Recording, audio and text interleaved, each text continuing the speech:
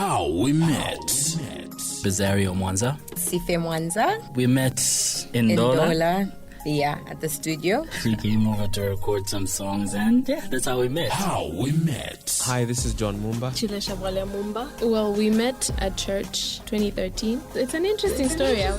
How we met on Lifestyle.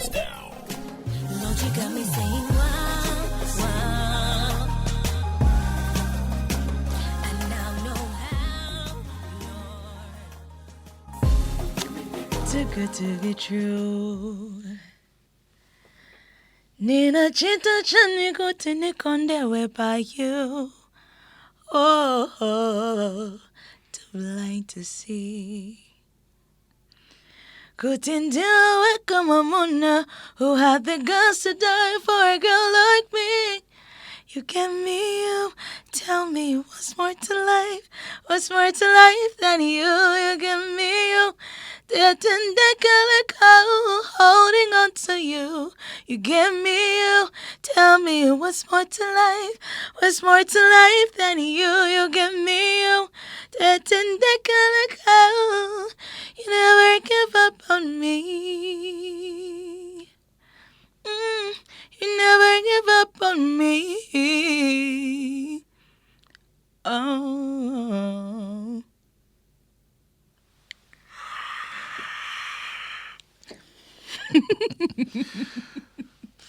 Wanted, a man. On every door of every profession, every occupation, every calling, the world has a standing advertisement. Wanted, a man.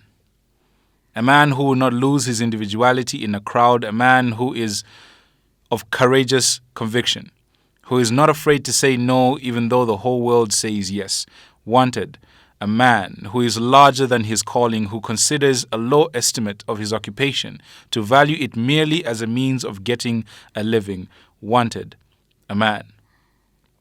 A man who is educated overall, whose nerves have been brought to the acute sensibility, whose brain is cultured, keen, incisive, broad, whose hands are deft, whose eyes are alert, sensitive, microscopic, whose heart is tender, magnanimous, and true. The whole world is looking for such a man. Although there are millions out of employment, yet it is almost impossible to find just the right man in any department of life. And yet everywhere we see the advertisement, wanted, a man. It is a sad sight to see thousands of students graduating every year from our grand institutions whose objective is to make stalwart, independent, self-supporting men out of themselves, that end up being turned into the world's saplings instead of world stalwart oaks, memory glands instead of brainy men, helpless instead of self-supporting, sickly instead of robust, weak instead of strong, leaning instead of upright. So many promising boys, yet rarely ever a finished full man. Wanted, a man. Hey everybody, my name is Jordan Lusaka. I am a spoken word artist. I am a writer, a speaker, a husband now, whoop-de-whoop. Commonly known on my social medias and on stage as the Bearded King. This is me. Hey fam, this is Trinah Lusaka. Hey, what? Singer, songwriter, vocal coach, stage coach, performance. Yeah, we can put everything in there. Entertainer. What else? Worship leader, mother, wifey. Ooh. What? Hello. Yeah, and the list goes on and on and on and on and on. Yeah, that's pretty much. That's among the few things that you are. Yep. Yeah. Mm-hmm. Jeez. You go ahead. Okay, we met in 2012. Yes. By Subway, when Subway was, arcades, yeah. And it was one of those evenings where I think it was around Easter, yeah? Yes. It was around Easter. I had no voice because I had been singing conference after conference. So I didn't have a voice that day. So we went to have something to eat. With her friends. Me and my friends. And they happened to be mutual friends of mine. So we ended up sitting together at Subway, and she was quiet, this little small human being in a corner, and she had these bangs, this fringe over her forehead.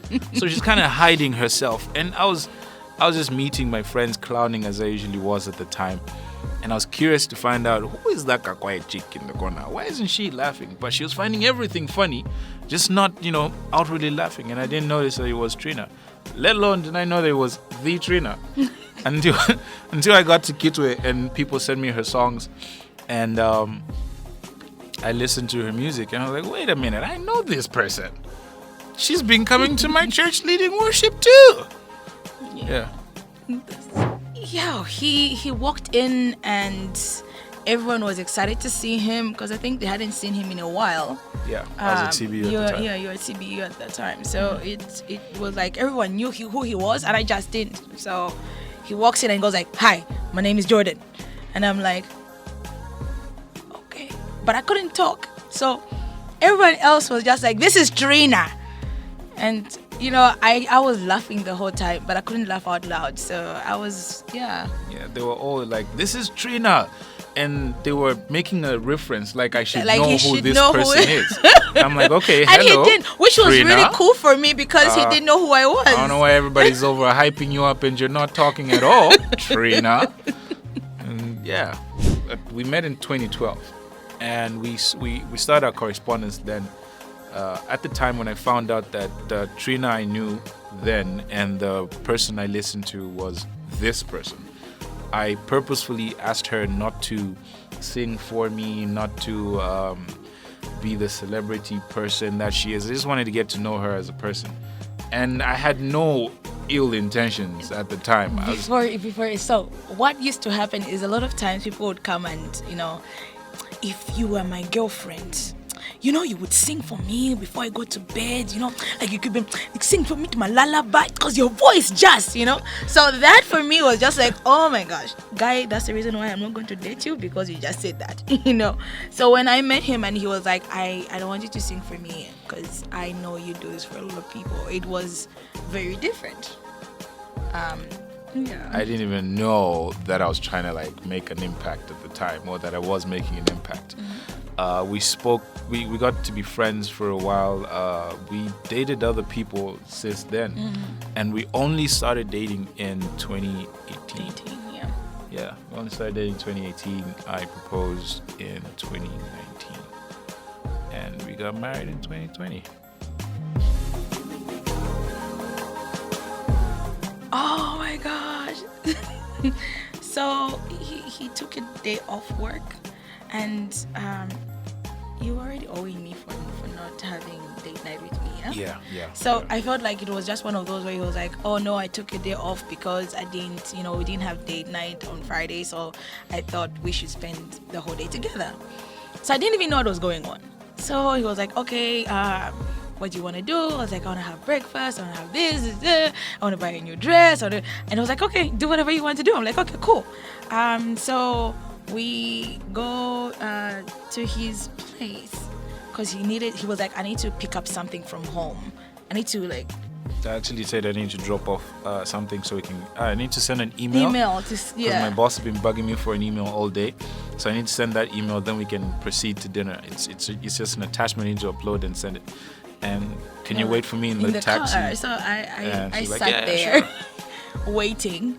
Yeah. And then he calls me later and goes like, this might take long. Can you come in? I'm like, okay. And then I walk in and he was on his knee and I'm like, yeah, she freaked out and walked out. I walked back. I didn't understand why. I'm like, ma'am, I wasn't expecting it. I'm trying to propose to you here. Please bear in mind, he had already met my family and he had already spoken to them. I just didn't know it was going to happen that particular day. You know how it is sometimes you get to you have an idea this is going to happen soon. And no, I had no idea. Too good to be true. Extremely difficult to arrange that. I'm not gonna lie, it was extremely difficult because it's hard to hide anything from her. I'm generally almost always oversharing, and I have to catch myself when I'm sharing and I realize, oh wait, no, I'm not supposed to say that just yet.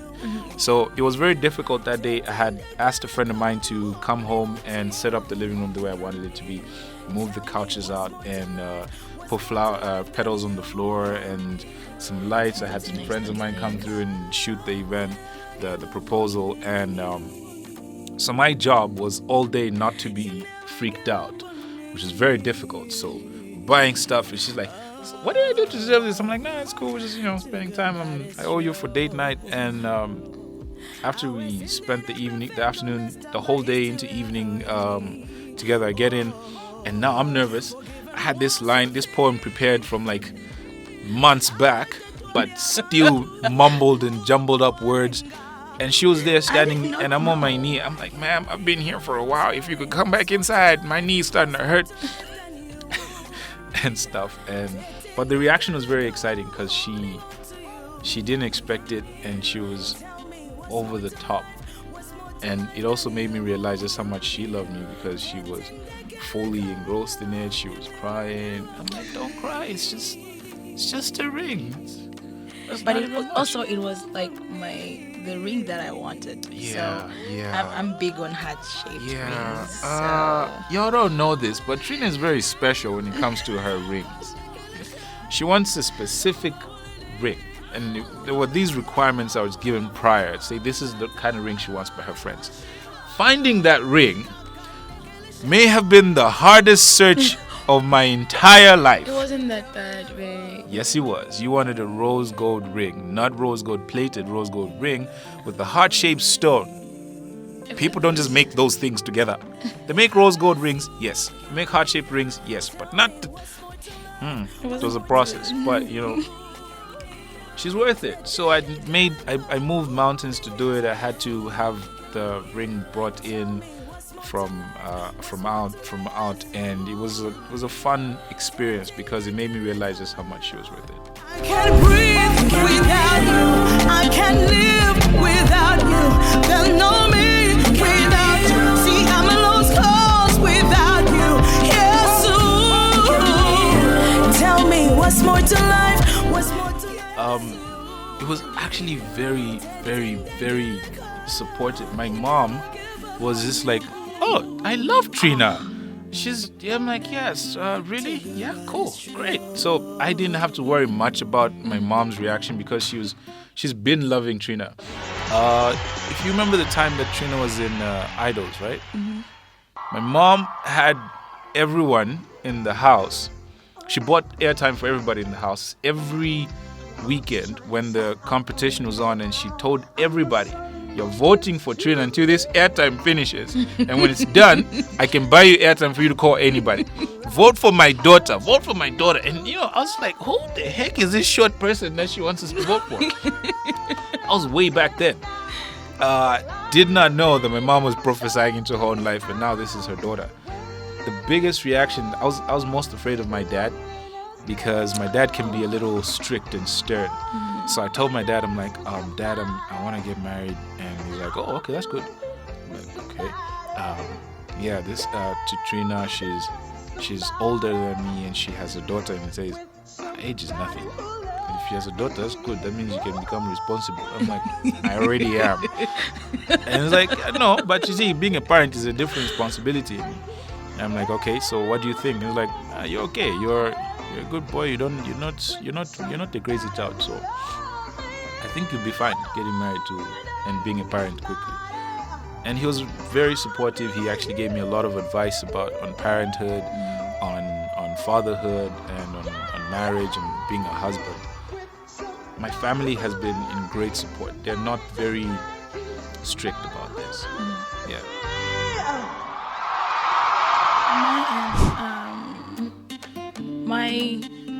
family, because of most of the things that have happened in my life, are very protective.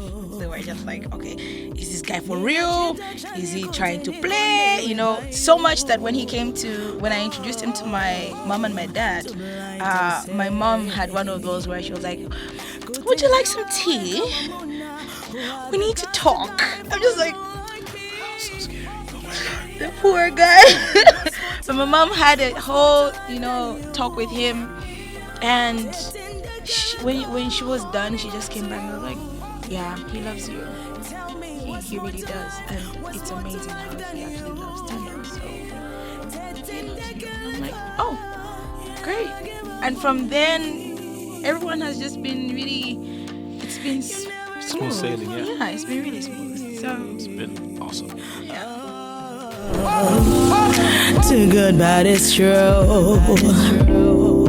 I was in a perfecto messed up, but he's still in love with me. we got into this relationship telling ourselves this is the last relationship in me. Like, Yeah. I'm telling you. On both ends, it was real. Yeah, we just went like, guy, if you're not ready for this relationship, let's not even try it. Just tell me if you want to be friends. Yes, I'm cool we with will it. be friends. Not trying to lose you Nah. or anything like that. But But it- it don't work play out. one day. Yeah, we don't have that time, my guys. because like I had a lot of playing before I dated this one. yeah. I met her in 2012, guys, and I only dated her in 2018. So between then, there was a reason why I didn't pursue her for a relationship, because I knew. Well, we thank God for Jesus coming down to die for us, and yeah, it's salvation only that has really Amen. praise God.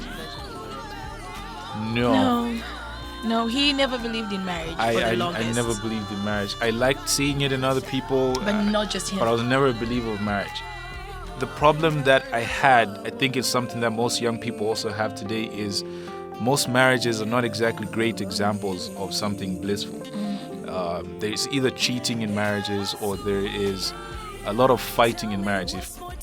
If you see a couple that's together, your question is, so what's your issue? Who cheated on who? Who's cheating on who? Who's got babies outside in marriage, or who's been fighting with who?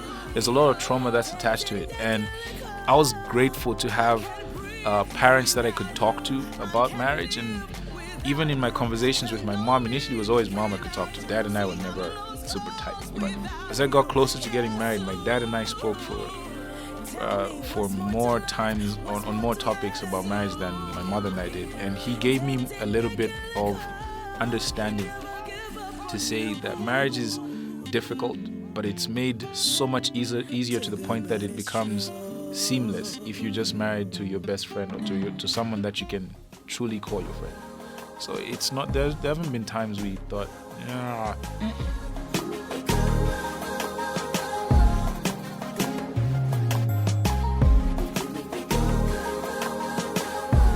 By the way, so he was that friend that I was just like, what? Who doesn't believe in marriage?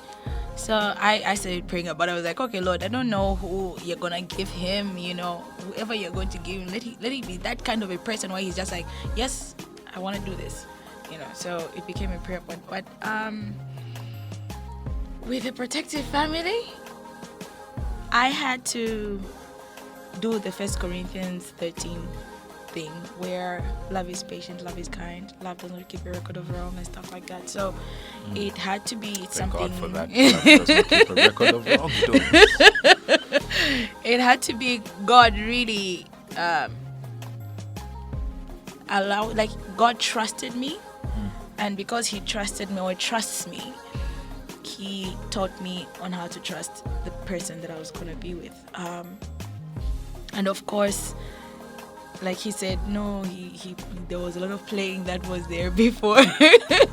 And I remember telling him, look, if tell me everything that I need to know, and please be honest with me, even when it hurts, even if it's going to hurt, I just want to know, so that no one should come and start telling me, hey, did you know that we saw you with us? What? Even when I was just like, okay, look, he's already told me about. It's easy for me to say that, and it's easy for me to protect him, and so we kind of live on that now. Where when we started our relationship, it was like that. If someone comes and tells me, so we saw Jordan in such and such a place, and I'm like, oh no, he already told me.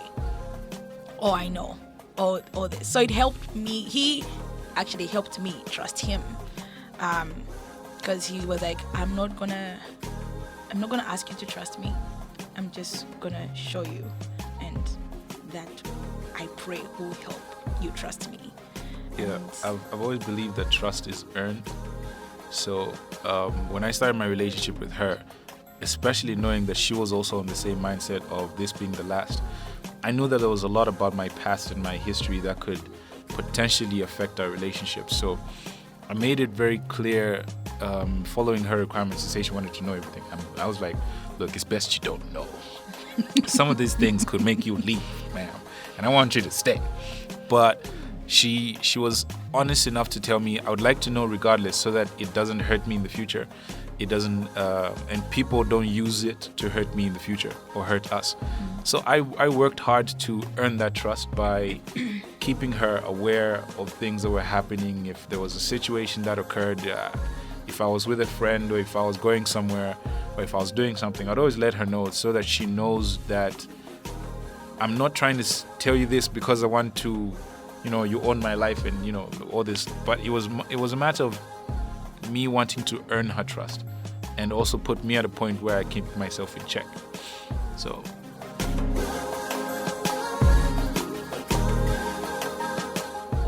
the dress, it wasn't easy. I knew I wanted a mermaid dress, but I didn't know how it was going. I wanted something really different, but because we had moved our wedding closer, it meant I didn't have enough time to actually have the extra dress I wanted. So I decided, look, China, you're extra with a lot of things, so let's be simple on this. Just make sure you have, like a month, just, and yeah, just have some royalty, some goddess to it, So it wasn't very difficult to find my dress. It was actually made, so it was one of those where Kasonde, thank you, she's the one who made my dress, and it's beautiful, and it was a beautiful thing to know that it was made by a Zambian, and I didn't have to import it and wait for months and months, so if I'm going to be honest, a friend of mine earlier, prior to the wedding, like the day of the wedding, the afternoon, someone made a bet with me to say that I will cry when I see her walking down the aisle. I said, I don't doubt it. I don't usually cry. I don't cry about things. And when I saw her, I kind of froze for like 3 seconds. I was like, oh, she looks really good. Oh my gosh. I had not seen the dress prior. She refused me all access to anything related to the dress. So he did the same. I didn't know what he was gonna wear. Yeah. Both of us were like, we're not gonna show. Well, it was Mom's idea actually. Yeah. She was just like, you guys shouldn't show each other what you're going to wear. Let it be a surprise on that day. So when I saw him, I was just like, oh, fine. Yeah, and fine boy. Yeah, I bathed that day. Yeah, you were looking good. I bathed, and then after that I bathed also. Yeah, I looked fresh. But she outdressed me. And I knew that I was going to outdress her. My goal was to outdress her. I wanted people to talk about me. Because everybody talks about the bride. Oh my God, did you see the bride? And I just wanted, like, for once, for the men, let me take a win. Jesus. Guys, unfortunately, the club was shut down.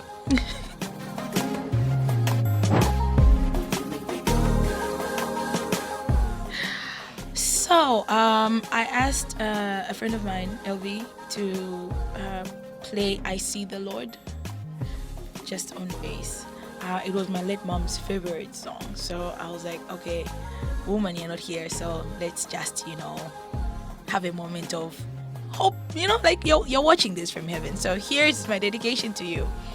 And so also So before, I'm sorry, I have to go back. So before I walked in, my mom and my dad, my aunt and my uncle, I call them mom and dad, were late for the wedding. So we were panicking. I'm like, I'll just walk with Tando. Like, Tando will walk me down the aisle. I was this close to saying that. And then my dad walked in and I was like, yes, Lord. And when we started walking in, Dad started praying in tongues, which really helped me because it calmed me. And it made me realize, hey, you're making the best decision you'll ever make. This is everything. So walking there was me, hearing my dad praying over me and me being at peace with everything that was happening and being really happy. Like, I was really happy. I was crying happy, kind of happy. Tando and I were terrible that day. We were just like, Thank God my makeup was waterproof. You were wise. Aish, man, because it You were was wise. gonna be bad. It was gonna be that bride with mascara and everything. So it was a beautiful walk. And then when he walked towards me, I was just like, okay, yeah, this is it. This is it. Yeah. This is forever starts now.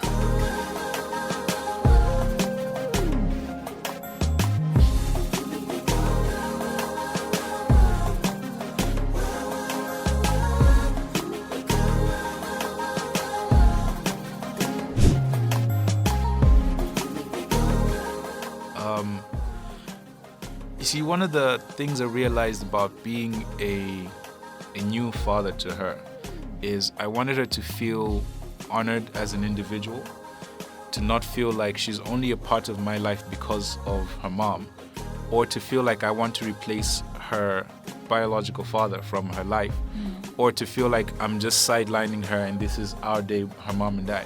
I wanted her to know that she's as much a part of this as her mom is, that I'm not just getting married to her mom, that I'm getting married to her and her mom, and I'm starting a family with her, and that she's going to be involved with us all the way to the very end. So for me, it was a purposeful thing that I wanted her to know, and with all the words I was sharing, I was letting her know that she would be my friend, that I'll be her friend, that I'll be there to protect her, that I'll be there to provide for her, that I'll be there to listen when she grows up and she needs someone to talk to. And when she needs someone to cry on, a shoulder to cry on, I'll be there. And if someone needs their face rearranged, I will also be there.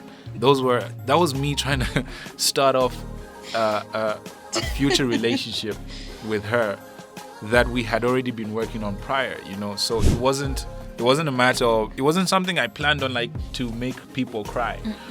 I didn't even think anyone was gonna cry. I thought everyone was gonna laugh more than anything.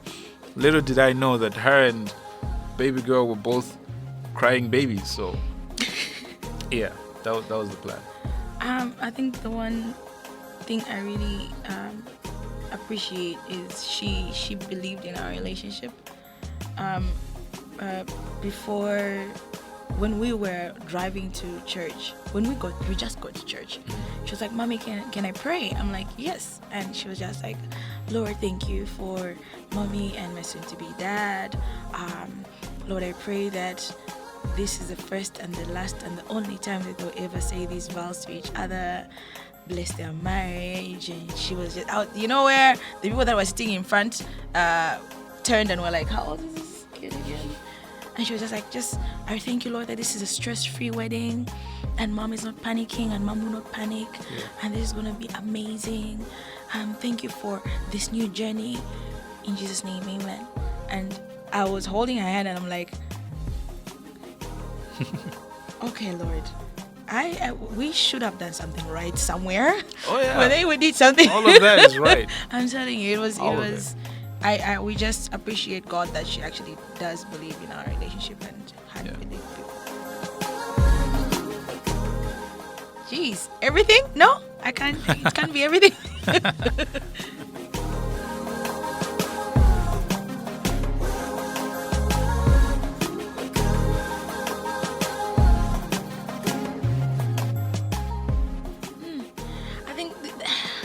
I don't know what to pick. would say everything. I would really say everything, including grandma's jokes and, and the I do's. I think our vows. I'll pick that. I'm not reacting, so you can just say your own thing. I'm not going to give you any Vows. assistance. It's so hard to pick. I think for me, it was the happiest day. So it's hard to pick one thing out of it. Every part of it was.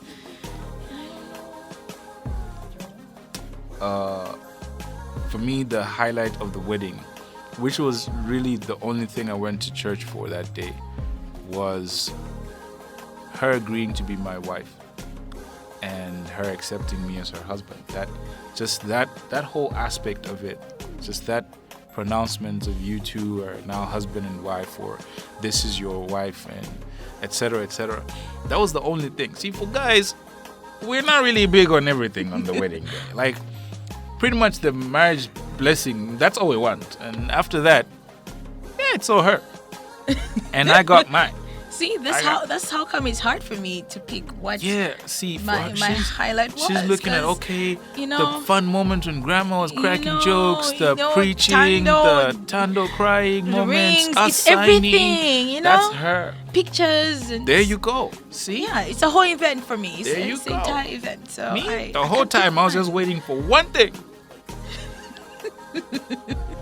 There's so much I appreciate about this woman.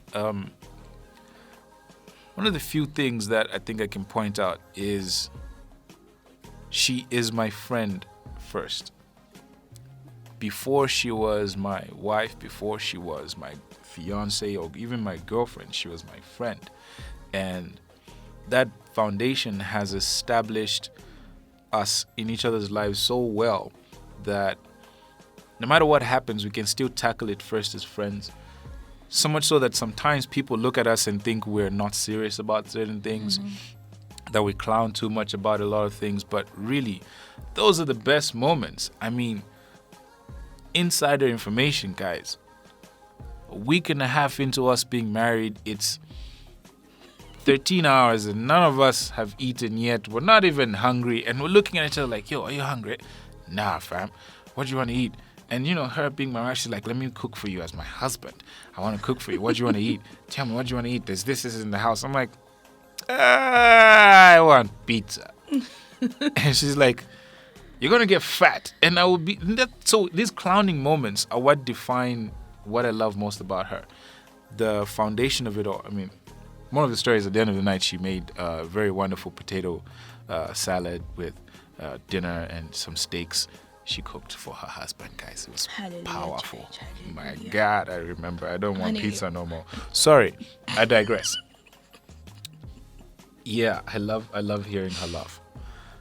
And I told her this even before we started dating, when she was just my friend. In the first couple of days of us starting to talk, she would always laugh heavily and so fully into the phone.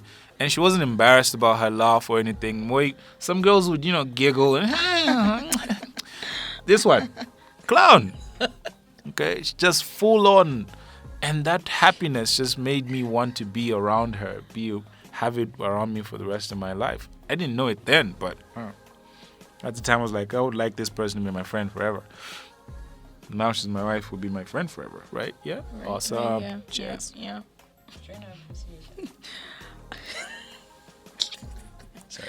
I think what he said, we were friends before all these other titles came about. So, of course, I really appreciate that he is my friend. And also, I love that he is not intimidated by the person that I am in any way. Because I'm quite a strong-willed person, and it's not easy to have a person like me. And he lets me be. I do have my moments. I have my China the adult moments, China the mother moments, China, the lady moments, and China the girl moments, which might not be very, cool. I'm not gonna say nothing. It's gonna be recorded. I'm not saying nothing. Yeah, so I think I love the fact that he's just you've taken me as I am. Is the best way to say it. Yes, babe. I mean, Jesus took me as I was, so I don't see why I should start to assume that you should change for me or to acclimatize anything that you are not. So I'll always take you as you are. What kind of morning do you like? Okay. Wake up at 3 a.m. Me, do my praying and my devotion. Well, if you're working from town, Yeah. then 5 a.m. or 5:30, wake him up to get ready for work.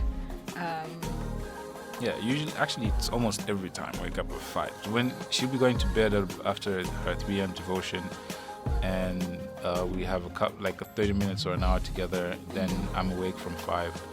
I start doing my work and start my day. She picks up, catches up with the day at about 10? 9, 10, somewhere thereabouts. She wakes up. We have an early lunch, late breakfast. Yeah. He's big on breakfast. I'm that person that hardly eats breakfast. Yeah. So it's one of those where if I wake up to pray and do my stuff, I pretty much do it. I'm a pre-thingy for him to like make breakfast, or sometimes if I don't feel like going back to bed, I do the breakfast myself. Yeah. But other than that, we always have late lunch, and lunch is usually heavy because of that same idea of both of our days starting way too early. And then at about 5 or so, we work out. Then at 7, we have a really light early dinner, and spend the evening either watching movie series or some YouTube video about something.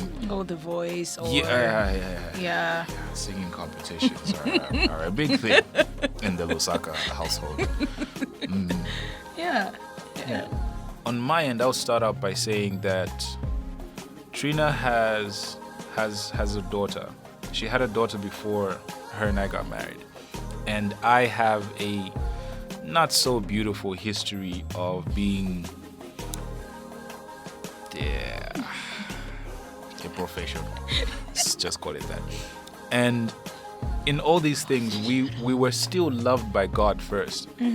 And because God loved us first, and He loved us so purely, so honestly, we love the song mutually, God, You Pursued Me, over and over again.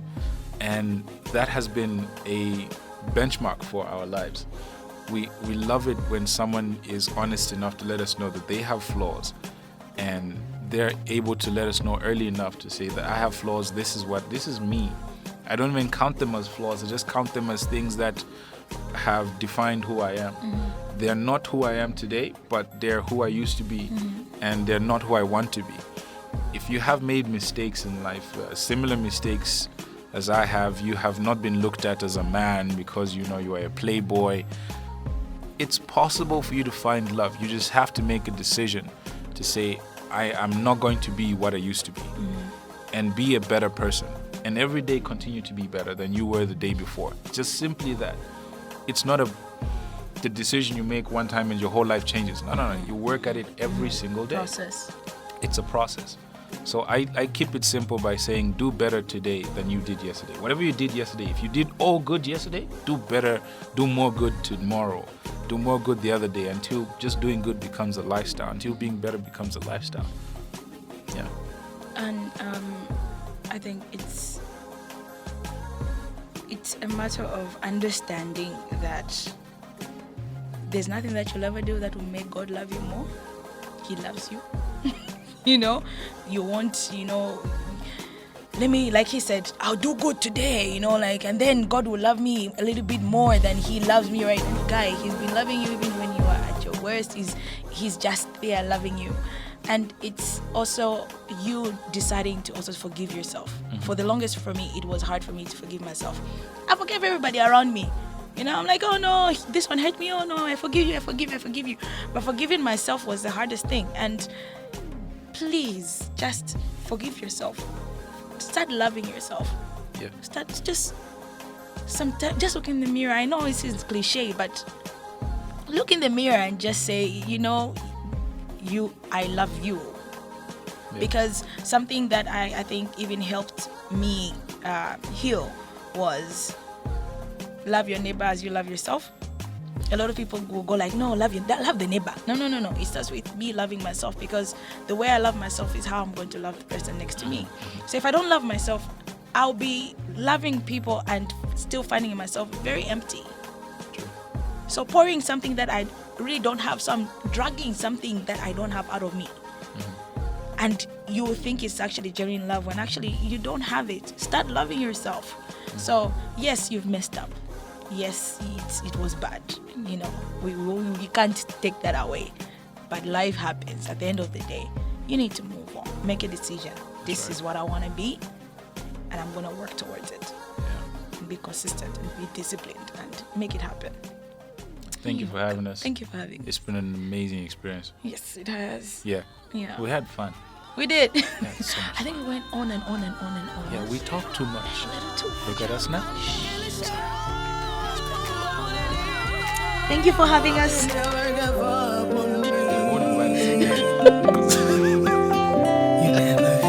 talk way too much. They won't invite. Keep talking. Tell me what's more to life? What's more to life than you? Holding on to you. Tell me what's more to life? What's more to life than you? I can't breathe without you. I can't live without you. How we met. Bezario Mwanza. Sife Mwanza We met in Ndola.